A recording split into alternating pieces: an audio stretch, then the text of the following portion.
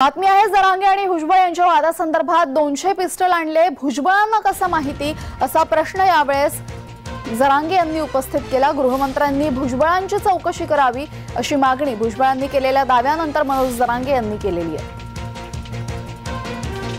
हे आले असतील पिस्तूल कशासाठी आलेले आहेत आणि ते बेकायदा जर आले असेल त्यात किंमत सुद्धा लिहिली 5000 रुपये काहीतरी त्या वृत्तपत्रात प्रत्येक 5000 रुपयाला मिळते।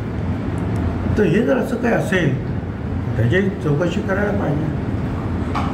घटना घडून गेल्यानंतर चौकशी करण्यापेक्षा आज वर्तमानपत्राचे जे काही वार्ताहर आहेत त्यांच्या शोधपत्रिकेतून जी काही गोष्ट बाहेर आलेली आहे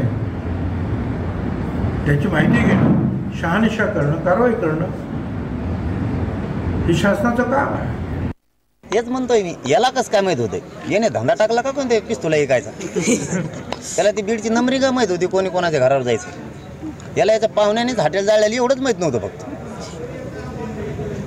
म्हणजे हे त्याच्यामुळे सांगितलं की मी जबाबदारीनं बोलतोय की गृहमंत्र्यांनी आणि मुख्यमंत्र्यांनी त्याची चौकशी करायला पाहिजे। सगळ्या त्याला कायदेशीर पदावरून हटवून नसता त्याच्यामुळं कायदा सुव्यवस्था बिघडू शकतो।